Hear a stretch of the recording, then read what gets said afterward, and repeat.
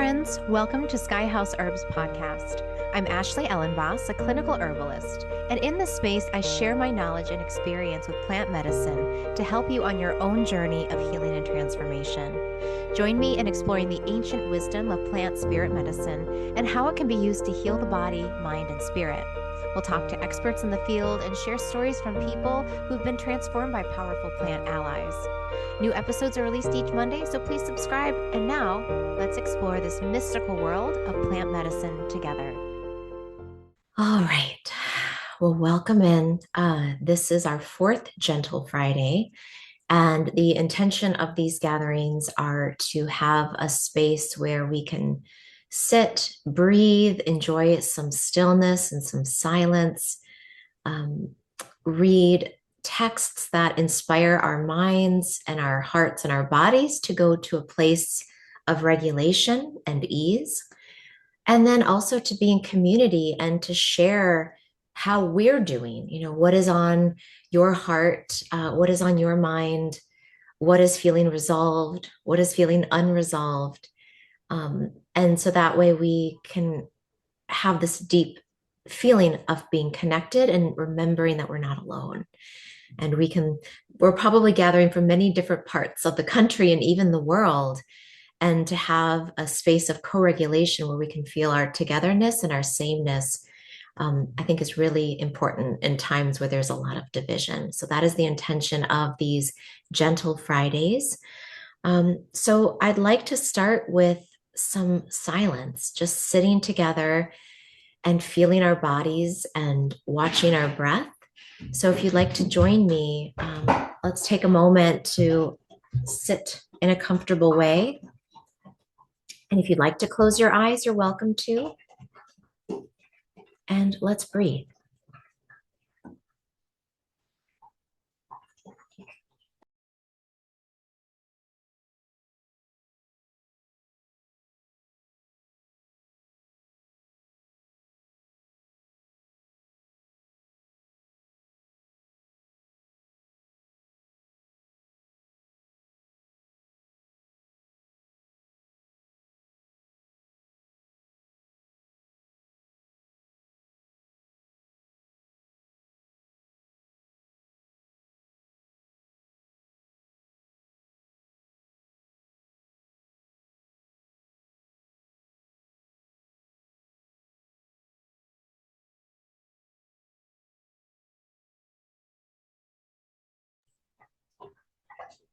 And as you're breathing, try to touch into the innermost place inside of you that is peaceful.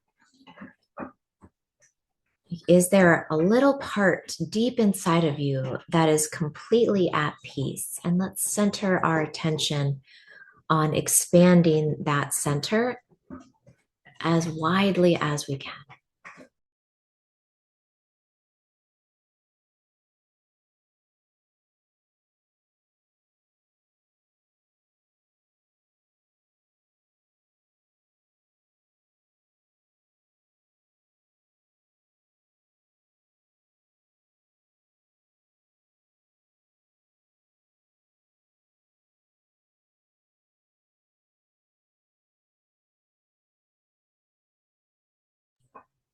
And then let's take a deep breath in and a full breath out. If your eyes were closed, blink them open. If you want to give your body a stretch, because we're animals and we need to stretch and move, take a moment to stretch how your body needs to move and stretch.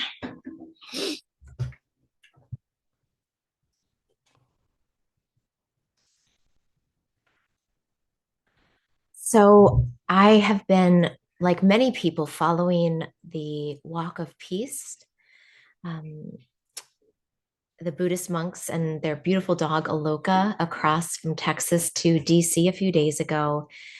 And I just have been so moved by their message and their teachings that peace begins inside of us, and that to see the type of change we want to see in the world, we have to look at ourselves first and locate our own seat of compassion and our own peace And um, it feels so true to me because um, when we look out at the culture, things are not going to change if we keep fighting and we keep pointing the finger outside of ourselves. And if only they would change, then everything would be better.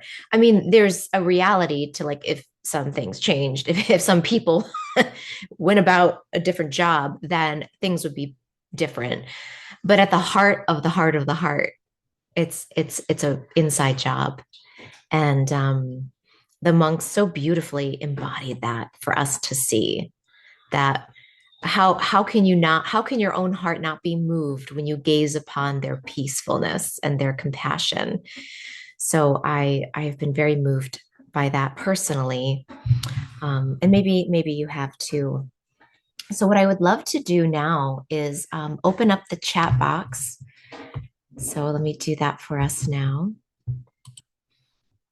And in the chat box, I would love to hear maybe 3 words that describe how you're doing, how you're feeling. Um, and it could be this moment after sitting in quiet and breathing into peace and letting your mind sit upon the image of the monks.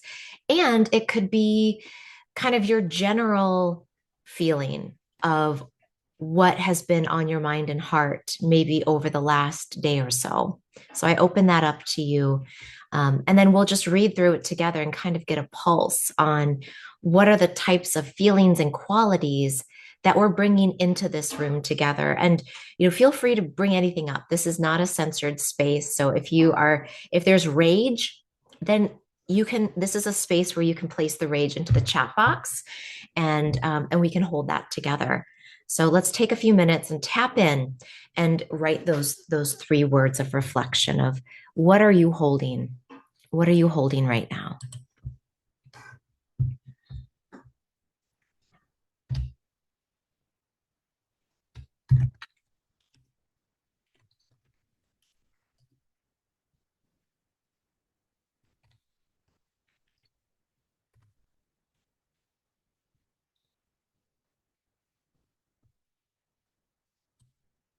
Mm.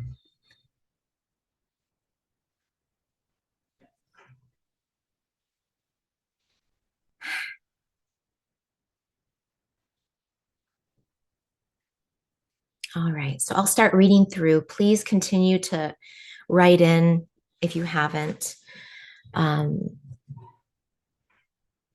so far in the group hive mind, in the web of webs that we're connected into, we are bringing the feelings of sad, tired, and soulful into the space.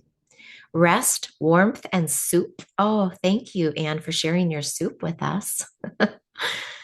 Calm, curious, concerned. Yeah, I like the triple C effect there, John. Jenny is feeling anticipation, gratitude, some confusion. Yeah. Martha, first, I hope you don't mind. My screen is off. Martha, I don't mind. That is all right. And let's see. Tamara is feeling gratitude, curiosity, anxieties, peace, open, and curious from Celia. Joyous is feeling hopeful, heavy, and resiliency. I am bringing in some fear, excitement, and peace. Katie and Dexter are bringing in purge, recenter, lead by example. Those are powerful. Yeah. Danielle, dysregulated, curious, and doubt. Aaron's joining us with some anxiety, anger, and hope. Nada is bringing in excited, energetic, a little frazzled. Alexandra, isolated, warm, and heavy. Ren, some confusion, perseverance, and ambivalence. And Martha's joining us with her glitchy screen with some anxiousness, hungry, and weepy. Oh, yeah. And now Martha's going to eat. Good job, honey. Go feed yourself. Good. So if we just take a moment and we feel all of these things in the collective, we can see that it is a mixed bag, that in one body, we have differing emotions. And I think one thing that is so important just to say, and I say this every time we circle up, is that we are able to hold multiple things and complexities at the same time. And the more complexity we can hold, the more resilient it shows that we are, you know? Because if we can only hold a few things, um, then when things come out of left field, we're not going to be as able to adapt to that. So to hold fear and hope at the same time is a it's a sign of resiliency. To hold confusion, but also there's the ability to persevere. Those are powerful things. So thank you all for holding such complexity. And for those of you that are holding weariness and holding fogginess and fatigue, or as one of my teachers would say, fatigui. If you look at the word fatigue, her my teacher's daughter read it and she goes, "What's fatigui?" And and they were like, "Oh, that's fatigue." But I've always remembered that because fatigue does feel like you're kind of fatty gooey. And if you're feeling all of those things, this is part of the exhaustion of being alive in these times. Is there is so much happening every moment. And so when we feel that quality of overwhelm and exhaustion, that's our human body's signal to us that we need a little rest, that it's time to take a break. And that might mean putting down the phone, turning off the news, taking a walk outside so that we can readjust. And hopefully, this space too, when you leave here, you might find yourself feeling a little more integrated and a little more ready to receive again. So thank you for sharing those pieces. I want to switch to an offering so that you can sit back and receive. And this is from a book called Consolations by David Whyte. This book has been such an anchor for me in unsteady times. And what he does in this book is he takes one word and then he breaks it open and gives us some insight and reflection on that single word. And for me right now, living right outside of Minneapolis, I feel like, when an animal is wounded and it kind of like bites when somebody comes to try to help the wounded animal, it will be kind of reactive and be like, get away, because it's protecting itself. But then after the initial, injury, the animal will start to repair its own wounds and lick and mend itself. And then the animal's nervous system will start to expand and then allow the human or the tribal wolf mate to come in and to help it heal as well. Or in chimps and bonobos, allow somebody in the community to create a poultice and apply it. So at this moment, a lot of us Minnesotans, because we have gotten information that there's going to be retreat of the agents that have been causing such unrest in our community, we're all taking a deep breath and being like, it's not over, but we can take a deep breath because progress has been made. So now there's a moment, a spaciousness for healing. And I think the monks did a worldwide meditation. And I don't think it's an accident that after that global meditation on peace, that this resolution was made. And now we're starting to get movement out of our city. So I think that's hopeful. So the word I'm going to be reading today is solace. And sorry. I'm going to, you don't have to worry about reading it. So I'm going to read to you a meditation on solace. And let's just, if you want to close your eyes and sit back, you may. And just imagine I'm like your auntie and you're curled up in a cozy place. And I'm just going to read you a little bit so you can just rest and receive. Solace is the art of asking the beautiful question of ourselves, of our world or of another in fiercely difficult and unbeautiful moments. Solace is what we must look for when the mind cannot bear the pain, the loss, or the suffering that eventually touches every life and every endeavor. When longing does not come to fruition in a form we can recognize, when people we know and love disappear, when hope must take a different form than the one we have shaped for it. Solace is the spacious, imaginative home we make where disappointment goes to be welcomed and rehabilitated. When life does not in any way add up, we must turn to the part of us that never wanted a life of simple calculation. Solace is found in allowing the body's innate foundational wisdom to come to the fore, the part of us that already knows it is mortal and must take its leave, like everything else, and leading us when the mind cannot bear what it is seeing or hearing to the bird song in a tree, right there above our heads, even as we are being told of a death. Each note an essence of mourning and mourning, of the current life moving on, but somehow also, and most beautifully, caring, bearing, and even celebrating the life we have just lost, a life we could not see or appreciate until it was taken from us. To be consoled is to invite onto the terrible ground of beauty upon which our inevitable disappearance stands, to a voice that does not soothe falsely, but touches the epicenter of our pain or articulates the essence of our loss, and then emancipates us into both life and death as an equal birthright.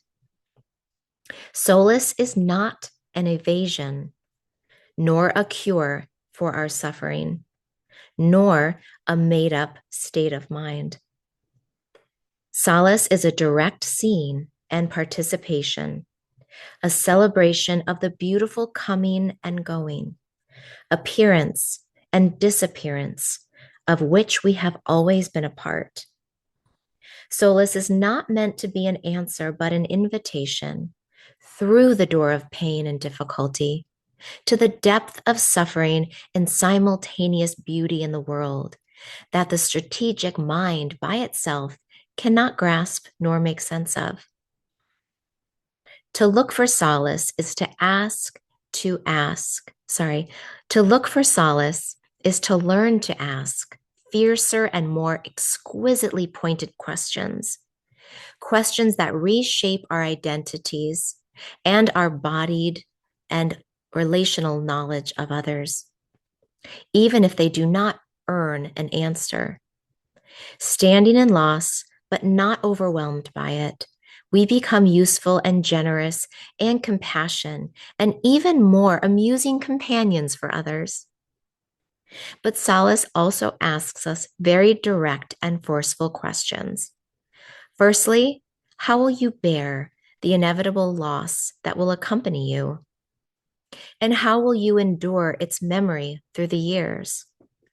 And above all, how will you shape a life equal to and as beautiful and as astonishing as a world that can birth you, bring you into the light, and then, just as you are beginning to understand it, take you away?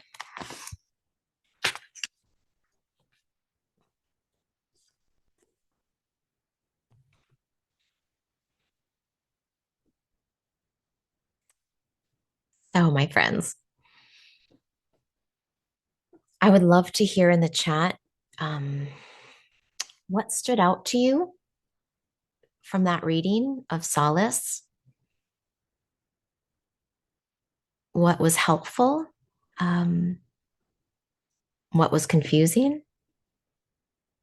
So let's just take a moment to sit with it and share with each other that reflection on this place of solace.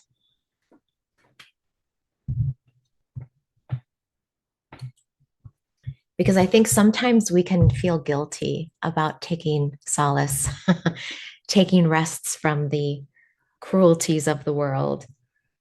But I think this writing offers us a different way of holding it.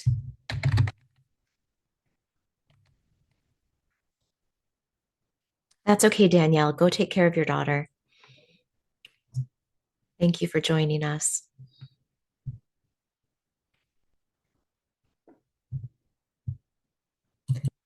I kind of think of solace.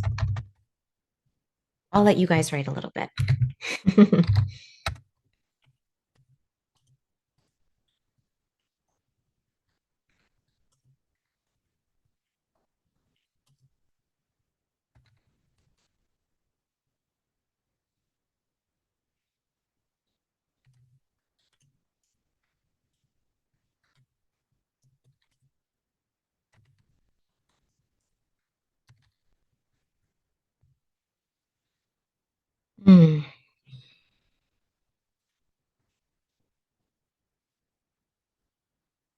Mm, beautiful, everyone. Yeah.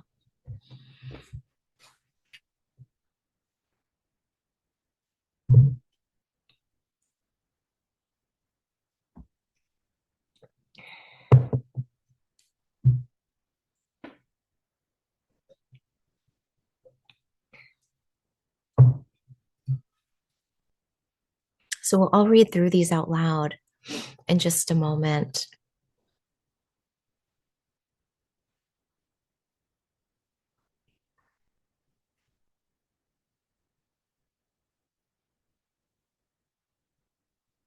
Yeah. It's kind of like that, the reflection of holding two opposites at the same time.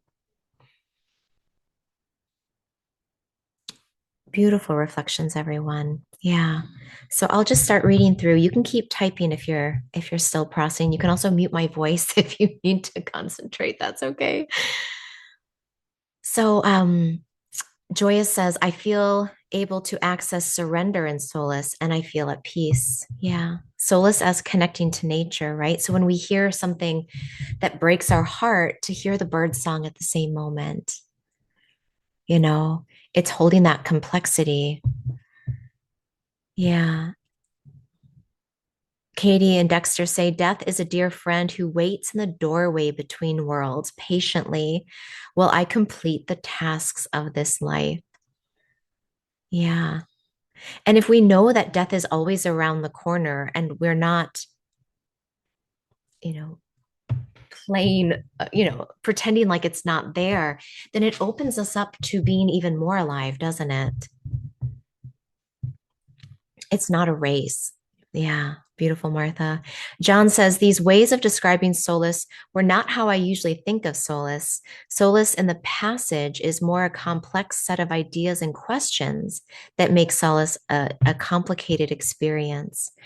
Yeah, and that was one thing David Whyte had us doing a lot in this meditation on solace is solace should lead us to more questions.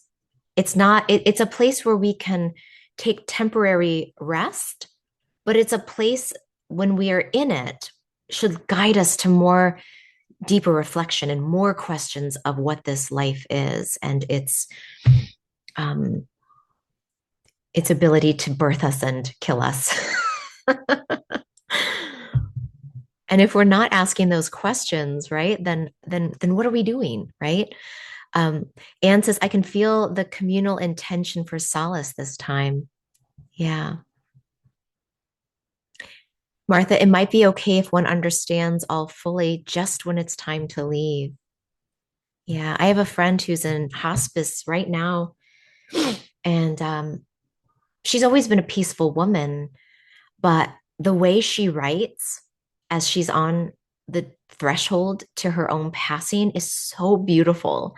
Her, like, the way she's describing everyday objects and the way her husband's hand feels in hers, it's like I get to feel these things through her as if for the first time. And so there's something about those threshold spaces that hold such power, don't they? Yeah.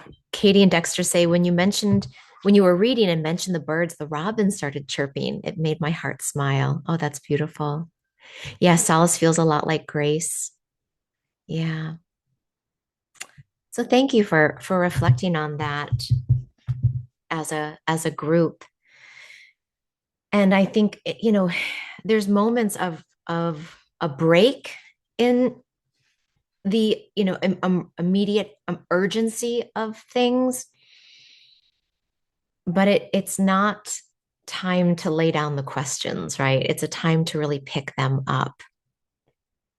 Yeah, and it's not trying to fix or change it, is it? It's time to just um yeah. Yeah. And we don't have to focus on death, of course. I mean that then negates the beauty of the life. But it's, can we somehow hold the magic of the two while we're in the moment of the present? And I think that's what a lot of great spiritual teachings try to impart us with, is like we're in the middle of the two in some way in every moment.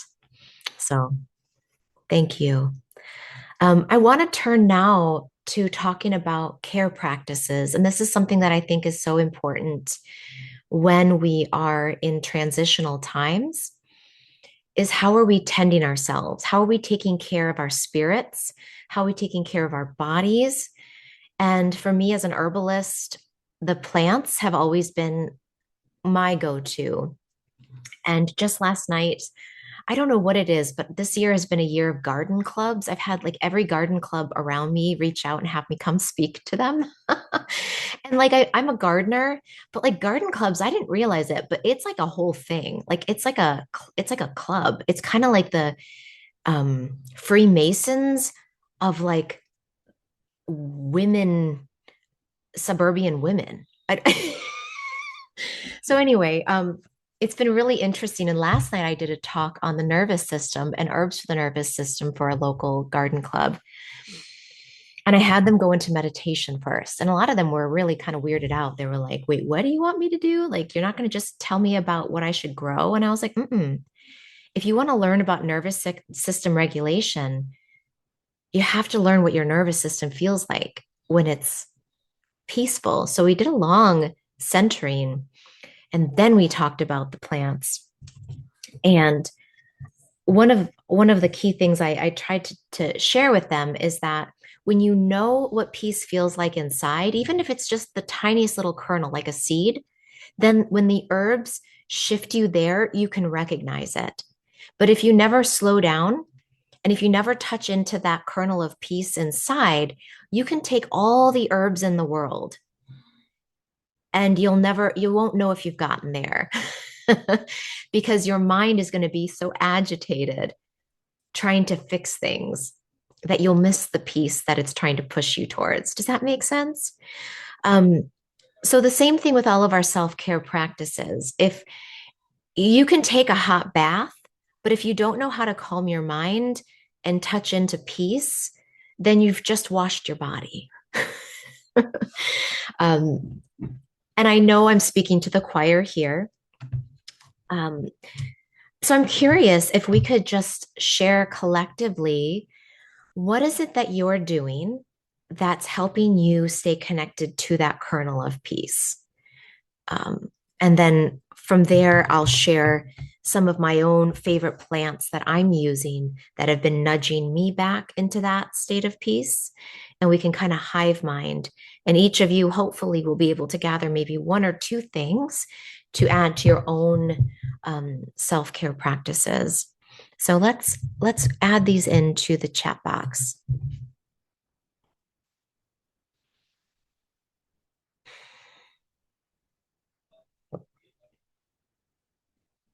So Andrea says, tend the living things first, right? Yeah, that's like my number one mantra right now, and it has been for years, is when I'm overwhelmed, what's alive that needs care? So first I go to my own body. What does my own body need? Then I go to my children's bodies. What do they need? And then my dogs and lizards. And then my husband. Don't tell him that. He actually belongs with the kids. So those human bodies first, and then the animal bodies. And then my plants, like, do my house plants need some caring? Can I repot them? Are they suffering in any way that I can ease? And by tending those living things, that's a great way of, when we give, we often receive things back as well. So, yeah. And then Andrea also says regular chamomile ritual. And that has been absolutely my number one herb is I drink chamomile tea every day. It's so mothering, calming, soothing. Yeah. So that's a great herb to add in if you haven't. If you are looking for the most simple, calming, soothing, and it's like a big warm hug for the nervous system is chamomile. And if you have an allergy to chamomile or you just don't resonate with it, then the second one would be a lemon balm tea every day. Those are just those can be everyday herbs that you reach for. Uh, so actually invaluable to hear what you speak on, caring what is looking like. Very new to this choir. Oh, that's well, yeah, I'm glad to hear that. And I mean, there's so many ways of humaning. So if my way of humaning is new to you, then that's cool. We're adding to the soup of complexity. So you could share maybe, Martha, kind of your perspective, right? Like the more perspectives we have that we can sit with, I think the better. John shares fresh squeezed grapefruit juice from the fruit on my tree has been a nice way to start the morning. Oh, that's amazing. John, you must live someplace warm. Where do you live, John?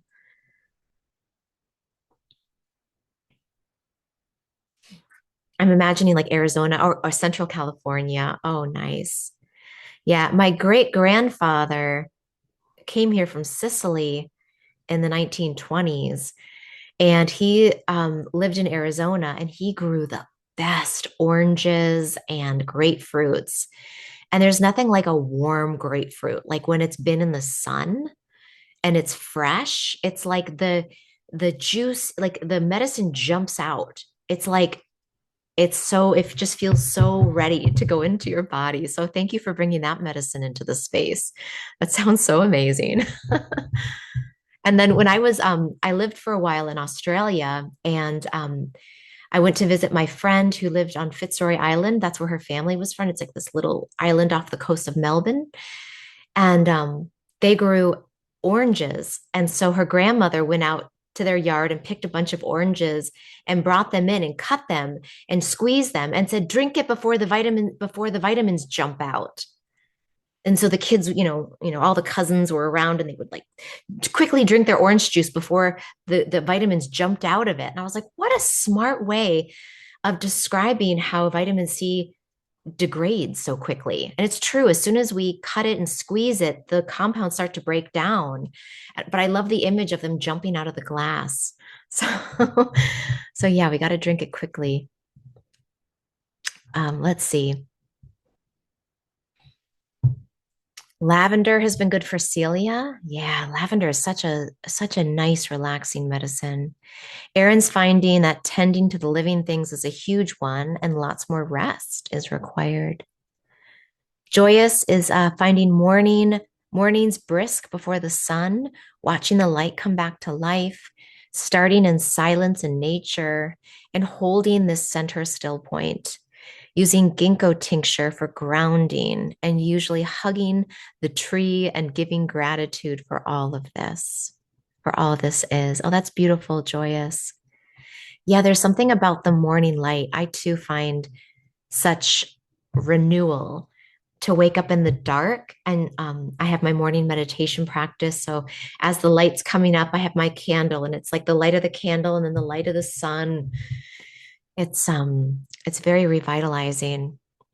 And ginkgo is a great medicine to bring into the circle. So ginkgo is a wonderful herb for brightening the mind and increasing longevity. And actually, I just had my friend over. We were creating these herbal care kits for our neighbors in Minneapolis who are sheltering in place right now.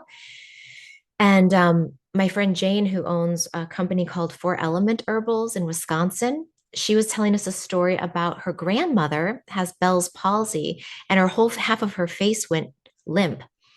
And she had just made some ginkgo tincture and told her grandma to take some. And she was taking it, and she was like watching her face come back online.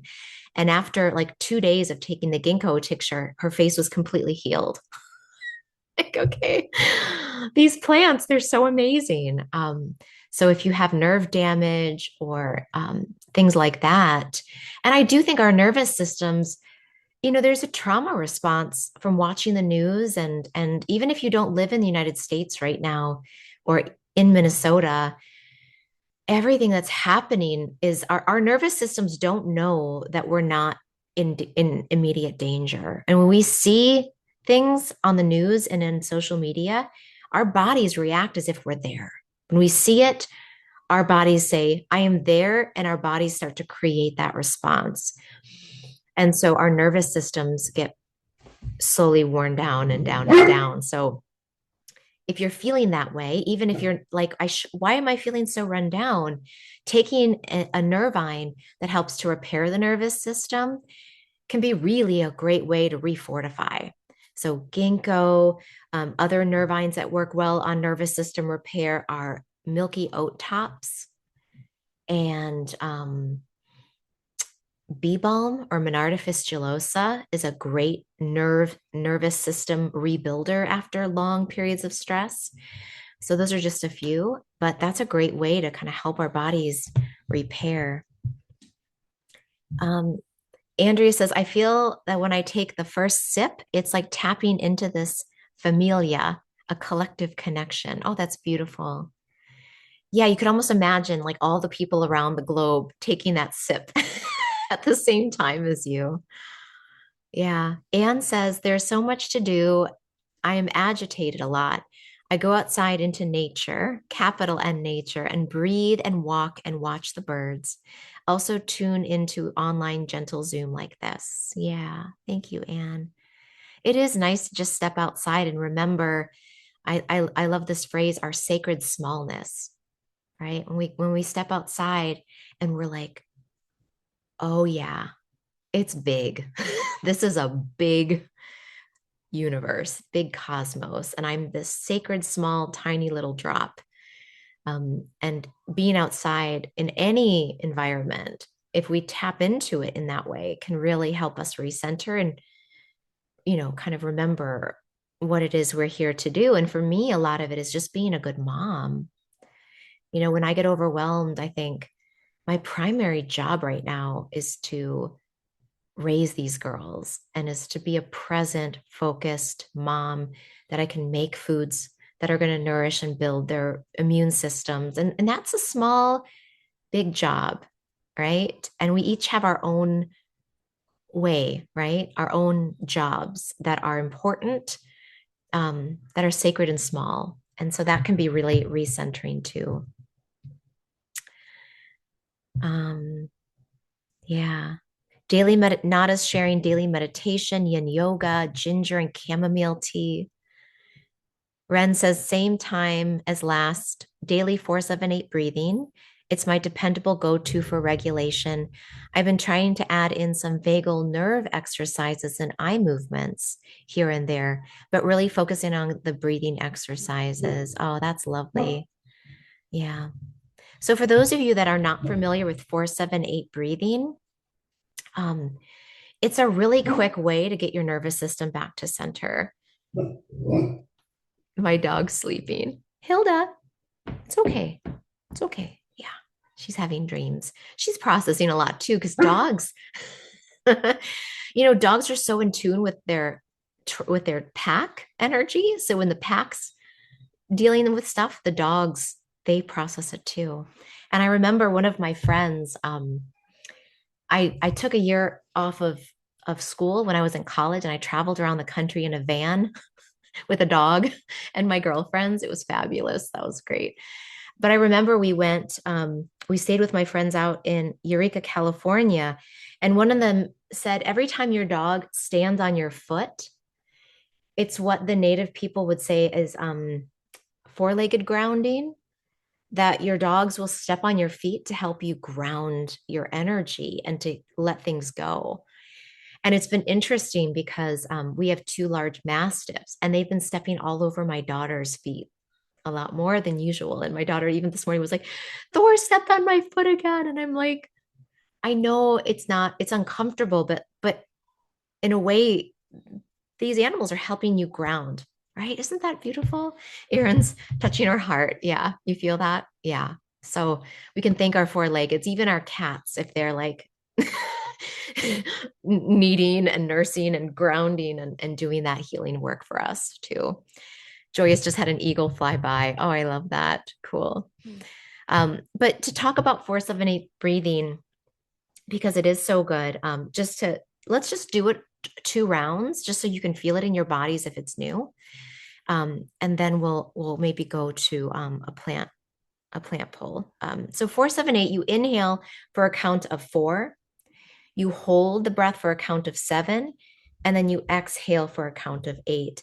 So often I find that inhale for a count of 4, you kind of have to really you have to pull the breath in, hold it for a count of 7, and then you have to slowly moderate the exhale out. So let's do 3 rounds since 3 is like a very nice number. Okay.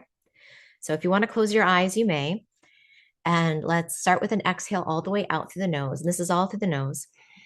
Inhale, 2, 3, 4. Hold, 2, 3, 4, 5, 6, 7. Exhale, 3, 4, 5, 6, 7, 8. Inhale deep, 3, 4.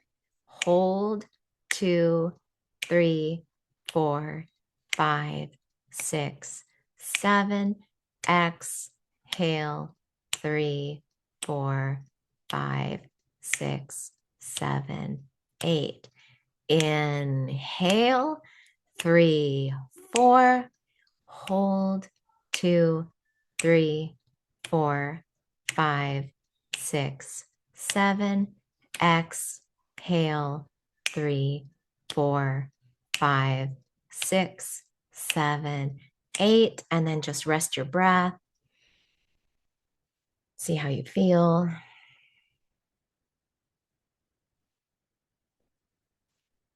All right. So that's 478 breathing. And I've taught this one to my children.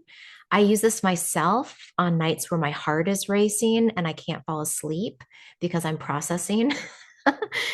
So if you find yourself agitated and you have the space, you can do that 478 breath. And usually 3 to 7 rounds is pretty good. So thank you so much, Ren, for bringing that into the space today.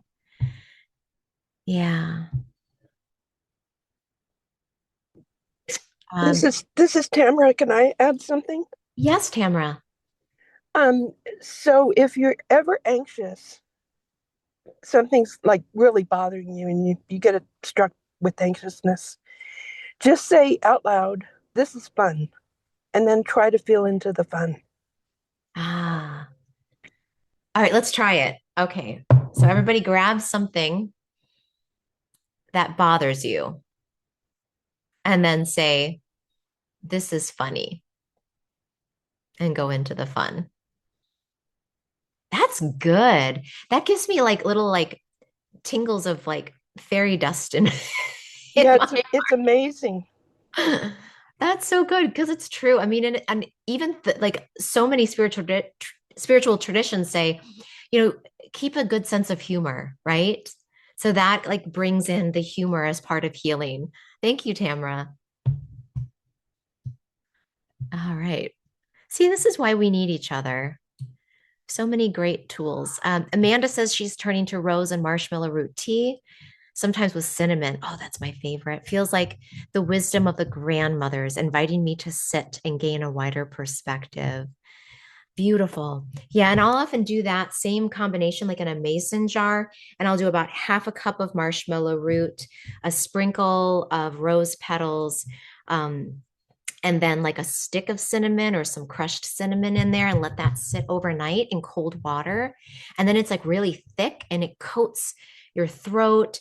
It coats like it sends that coating polysaccharide activity throughout the mucosa of your body, sends a reflex up your vagus nerve to your brain to go into rest and healing mode. Isn't that cool? So it literally there's a mechanism by which it relaxes us and soothes us as well. And then we know that the medicine of rose is a heart healer. It just has always been great. A big one for me right now, Aaron's sharing, is to remember not to feel guilty that I'm not suffering as much as others right now. It's okay to be stepping away when I can, and also grateful when others have an easier time than me. We need people who are able to hold it down collectively, as paradoxical as it may seem. Brilliant. That's so brilliant. Yeah. Yeah. To see that we are not, that there's people on either side and that someone's got to be holding your spot. So you might as well hold it. Yeah. Adam's daily morning meditation has been huge these past few weeks. The days I miss it are wonky. Oh, that's great. Yeah. So, for those of you that don't know, my husband, Adam Elenbaas, is hosting daily 20-minute meditations through Nightlight Astrology. Maybe, Katie, if you could just maybe post a link in the chat for folks, you can just log in on Zoom every morning. Um, and it's just 20 minutes of silent sitting, and it's really nice. And I think I was in it, I did yesterday's, there was like 100 people. So it's cool when you know you're sitting in stillness with that many people. So thank you for sharing that, John. Yeah, wonderful. So I think we covered herbs. I feel like the herbs have spoken pretty well today. Hopefully, you have a few ideas of things you can reach out for. Um, there were even more today. Oh, good. Yeah.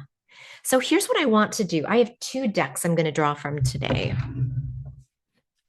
I have my handy dandy, tried and true plant speaks deck or flower speaks deck. And then I have this one, which I haven't used in this circle before, um, which is the mother piece deck. And this one I was like, I definitely want to draw from that one. So let's do the first card from the flower speaks. And then this might give us an additional plant to kind of meditate on. And then we'll draw from a more traditional deck. Okay. So if you'll sit with me, maybe close your eyes, take a few breaths. We're going to just ask the oracle, what is a card or a plant teacher that can give us some insight as to what we're collectively holding and how we can collectively process it? So what is a card that can help us with what we're collectively holding and how we can collectively process it?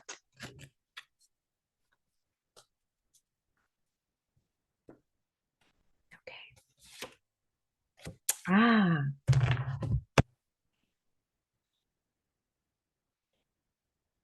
blackberry ideas. So you can see it's a male and female figure coming together. It's card number, I think, 11. Is that 11? No, it's the sign of Gemini. Ideas. Okay, so let me read a little bit about this.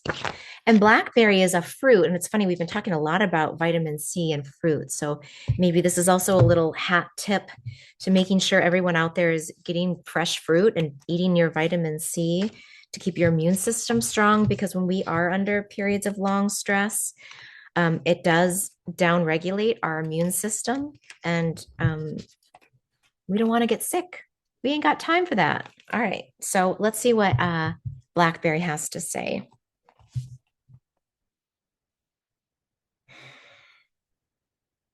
The harmonious union between thinking and feeling opens the door to mystery. Look to the branch with 3 leaves that bears the fruit. The fruit is the divine mind clothed in form. Blackberry belongs to the botanical family of roses. The 5-petaled little white flower resembles a miniature wild rose. When our heart and mind are aligned in perfect harmony, we partake in the mystery of the berry. It is as if the plant is whispering an ageless secret.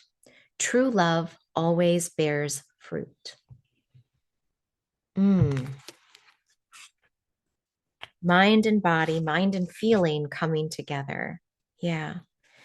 In a reading, Blackberry can describe a soulful relationship with another where there is a deep bond and a sharing of similar ideas. There may be a shared desire to bring a child into the world, or perhaps the relationship is on an inner level where your heart and mind are working together to bring a creative idea or dream into reality. So this is ruled by Mercury. It's assigned to the nervous system. So it's the interaction of the feeling and the physical and the mind, kind of those 3, but more the feeling and the mental body coming together into union. So that can be something we can take with us into the weekend, is when the mind and the emotions are connected, then fruit can be born. I love that. And can be born into ideas. So maybe there is something new that is coming into form right now. So now I'm going to draw a card from the Mother Peace deck. And this deck was created in the 1970s by an incredible group of women, including Star Hawk, if any of you know her, that were based out of Berkeley, California. This Vicky Noble was kind of the spearhead, and she's like really close friends with Maria Gombutas, which she did a lot of the goddess, kind of bringing the goddess back into our culture in the 1970s. So this is based on the Rider-Waite deck, but it's all goddesses. So let's see what goddess form can come for us today. So if you want to close your eyes, and let's just do a collective call to the goddess and just see what message she has for us.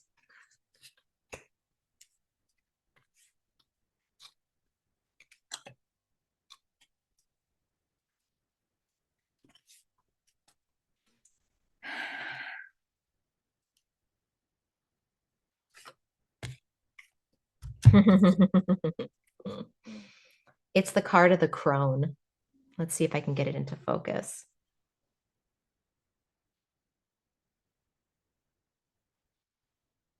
So it's a crone. It's an elder with her cane praying to the goddess of the moon, and the goddess in the form of an effigy. And let's see what it's card number 9. So I think, isn't 9 the moon? Well, it's called the crone. So I'll read this to you. Standing at the crossroads is the Greek goddess Hecate. I always pronounce this wrong. Is it Hecate or Hecate? Amanda, do you know that how to pronounce? Is it Hecate, Katie? Okay. We'll just respectfully say, I've heard okay, all of them. You've heard all of them? Okay. I've heard all of them. So Joya says Hecate. So we'll go with that. Respectfully, Hecate. She stops to listen for the messages that come from deep within herself. Behind the crone, the night sky pushes aside the sun and the daytime mind. The moon goddess floods the sky with lunar energy and sends the nighttime mind into the deep intuition of the crone.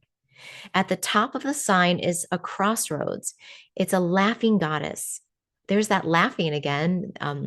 Say, isn't this funny? So she's a pre-Columbian clay statue from Veracruz, Mexico. She tells the crone that all roads are good and to pray for right direction. One day the crone may teach others what she's learned. By the light of the snake on her staff, The crone will help people to find their own paths. And so this is, I drew it upright. So at the upright reading is the crone stands at the crossroads. She aligns herself with inner wisdom through solitude and trust. She needs simplicity or quiet to make a truthful choice. The crone's inner teacher or deep knowledge is used for guidance. Well, if that doesn't speak some truth, I don't know what does. So let's take that and put that in our pocket. Bring the crone energy of sitting and listening and trusting that intuitive guidance. So beautiful. Yeah, that feels very like Saturn's rebirth to me. Beautiful, doesn't it? Yeah. Well, let's sit together with some time. I always like to do a little integration at the end because we've brought a lot into the soup of our meeting. We've talked about con, uh, consolation. We've talked from consolation about solace. So we brought a meditation about solace into the space and how solace can lead us into the deeper questions, into holding opposing things in the present. We've shared a lot of practices with one another, a lot of plant medicines, a lot of imagery of grapefruits and blackberries, um, rose and marshmallow, ginkgo for the mind. We've called the cards blackberry and the crone into the circle. So solace soul soup. That's right, Katie. So let's just take a moment, if you will, join me closing your eyes, and let's just let all of that kind of brew. Let's let all of that simmer inside, integrating in a little more deeply.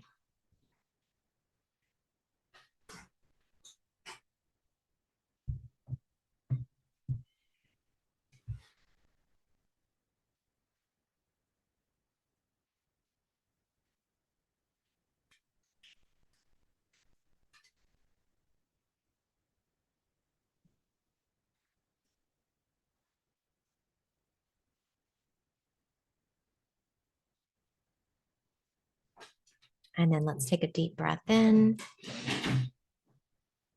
and a deep breath out.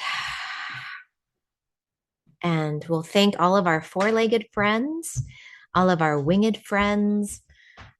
Here's Thor coming up to say hi. And giving thanks to this community, to each of you for coming in and offering your words of wisdom, your own perspectives.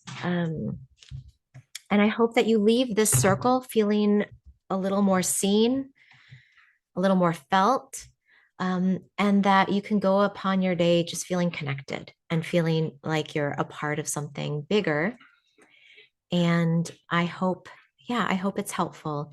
And we'll do this every Friday, just joining together, continuing to share our little nuggets of wisdom, drawing upon the oracles, upon words of creative minds. And yeah, I wish you a nice Friday. So until next time, thanks everyone.